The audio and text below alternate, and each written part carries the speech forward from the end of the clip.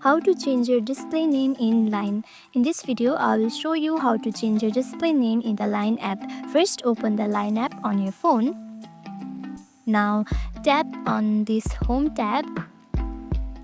Now tap on the settings icon at the top right corner and tap on Profile. You will see a display name field right here. Tap on it. Tap on it and delete your current display name and enter your new display name like this. Once you enter it, tap and save. That's it, your new display name will now be shown to your Line friends just like this.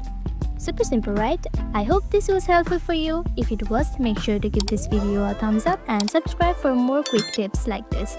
Thank you for watching.